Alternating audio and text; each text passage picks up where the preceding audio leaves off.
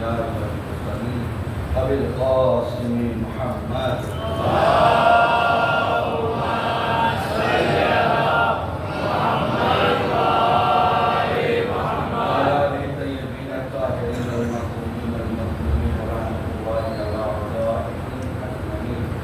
يومنا هذا إلى قيام يوم الدين أما بعد فقد قال الله تبارك وتعالى في محكم كتابه الكريم وقرآنه المجيد وقوله الحق بسم الله الرحمن الرحيم والعصر إن الإنسان لفي خسر إلا الذين آمنوا وعملوا الصالحات وتواصوا بالحق وتواصوا بالصبر والصلاة.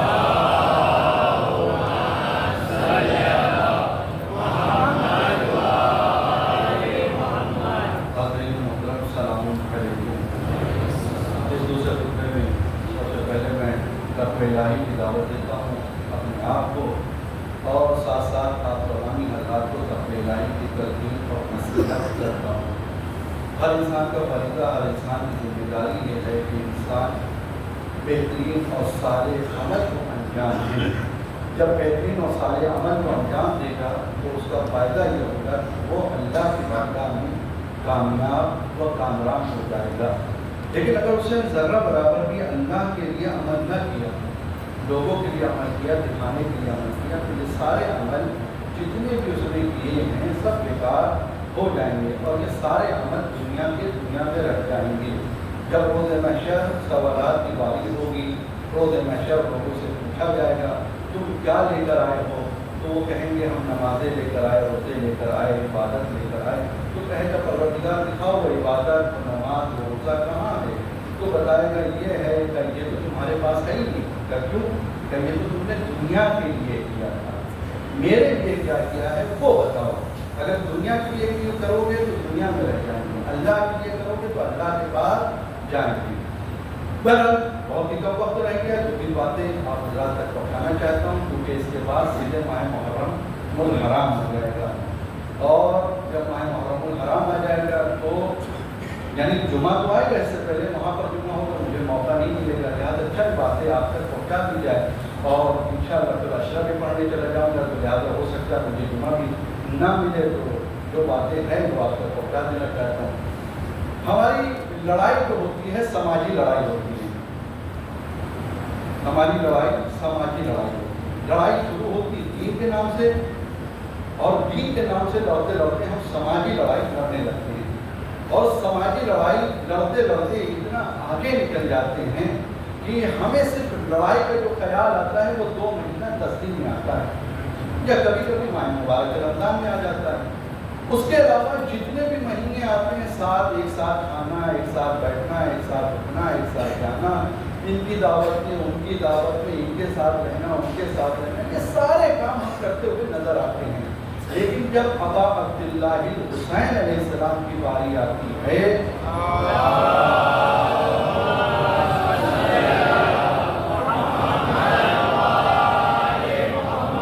اور یہ صرف یہاں کی بات نہیں کر رہا ہوں، ہر کہیں یہ ماحول اب ہوتا چلا جا رہا ہے. ہماری مجلس، ہمارا تبرک، ہمارا ذاکر، ہمارا ٹائم، ہمارا نوحہ، ہماری یہ سب ہمارا بھائی ہمارا کہاں ہے؟ یہ تو سب خدا کا ہے نا. جب خدا کا ہے تو کام خدا کے لیے ہونا چاہیے، یہ ہمارا کہاں سے آ گیا؟ تو لہٰذا ہماری ذمہ داری یہ ہے کہ ہم تو اپنی لڑائی لڑ رہے ہیں کسی بھی طرح کی. الحمدللہ، ماشاء اللہ، جزاک اللہ، خدا اور توفیقات میں اضافہ کرے. ابھی جتنے بھی پروگرام ہو رہے ہیں سب ایک ساتھ ہو رہے ہیں، مل جل کر ہو رہے ہیں اور سب اس میں شرکت بھی کر رہے ہیں اور ہونا بھی یہی چاہیے. کہ جب ماہ مبارک ماہ محرم آئے تو ماہ محرم میں ہم اپنا الگ الگ محسوس نہ کریں. دیکھیں ہر انسان کی ذمہ داری ہے، خطیب کی بھی ذمہ داری ہے، عوام کی بھی ذمہ داری ہے اور جو مینیج کرتے ہیں، مینجمنٹ جو سنبھالتے ہیں ان کی بھی ذمہ داری ہے. سب سے زیادہ اگر کسی کو نقصان پہنچتا ہے تو وہ عوام کے ذریعے سے پہنچتا ہے. عوام اپنے کو دوشی یہ نہ سوچے کہ ہم دوشی نہیں ہیں، یہ نہ سوچے کہ ہماری تو کوئی غلطی نہیں، ہم کیا کریں، انہوں نے رکھا وہاں چلے جا رہے، انہوں نے رکھا وہاں چلے جا رہے ہیں. بھائی اللہ نے بھی آپ کو عقل دیا ہے. ساری لڑائی، سارے جھگڑے یا تو مینجمنٹ سنبھال لے یا تو مولوی سنبھال لے، عوام بڑی ذمہ ہو جاتی ہے. جتنا یہ ذمہ دار ہے اتنا ہی عوام ذمہ دار ہے.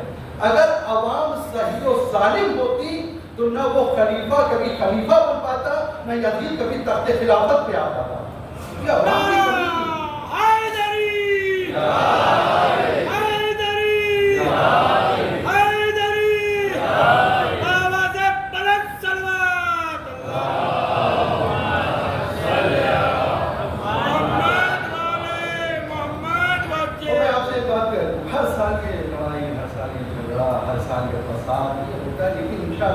اب بھی ایسا نہیں ہوگا، یہ امید کرتے ہیں اور دعا بھی کرتے ہیں کہ ایسا نہ ہو. اور جو مینجمنٹ ہے وہ اچھے سے صحیح طریقے سے جس طریقے سے عزاداری ہوتی ہے اس سے بڑھ چڑھ کر ہمیں یہ عزاداری اپنے تک محدود نہیں رکھنا ہے. یہ عزاداری لوگوں تک پہنچانا ہے، غیروں تک پہنچانا ہے.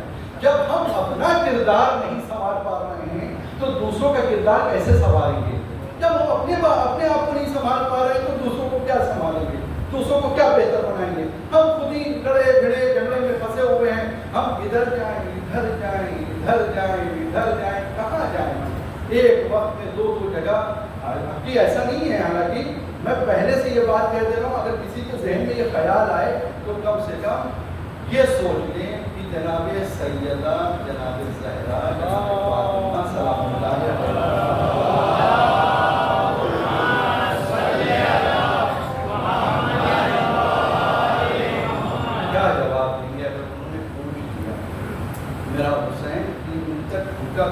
کربلا میں مارا گیا، چھوٹے چھوٹے گود کے پالے بچے مارے گئے. وہ بچی جس کا کوئی قصور نہیں، تماچوں پہ تماچے کھائے اس نے، تازیانوں پہ تازیانے کھائے. اور تم نے کیا کیا؟ مجلسوں کو بانٹا، جلوسوں کو بانٹا، عزاداروں کو بانٹا. اگر پوچھ لیا تو کیا جواب دیں گے؟ اور یہ یقین جان کے پوچھا جائے گا اگر کوئی بھی اس طرح کا فتنہ، اس طرح کا فساد پھیلا رہا ہے اس کو کوشش کرنا چاہیے مل جل کر ایک ساتھ محبت کے ساتھ بھائی چارگی کے ساتھ اپنے معاملے کو حل کر. کسی ایسے کو اگر نہیں ہو رہا کسی ایسے کو بیٹھائیں، جلوس ایک ساتھ ہو، مجلسیں ایک ساتھ ہوں، ماشاء اللہ ٹائم پہ جو ہوتی ہیں اس طریقے سے ہوں اور تمام چیزیں ایک ساتھ ہوں تاکہ ہر عزادار اس میں شکر. اور مجھے واقعاً آپ لوگوں سے بھی بہت شکایت ہے، باقاعدہ میں آپ کو کہہ رہا ہوں یہ بات. میں یہ دیکھتا تھا کہ پہلے لوگ کیا ہوتا تھا، وہ کہتے تھے جب کربلا پہنچ جائیں گے تو مولانا تب ہمیں بتا دینا تو ہم کربلا میں شریک ہو جائیں گے، یعنی مصائب جب آ جائے گا تب ہم پہنچ جائیں گے. اب حالت یہ ہو گئی جب کھانا پڑنے لگتا ہے تب پبلک شریک ہوتی ہے. کم سے کم اپنے اندر ایک غیرت تو پیدا کرو، اپنے اندر کچھ تو پیدا کرو. جس کا کھا رہے ہیں کم سے کم اس کی سن تو لیں.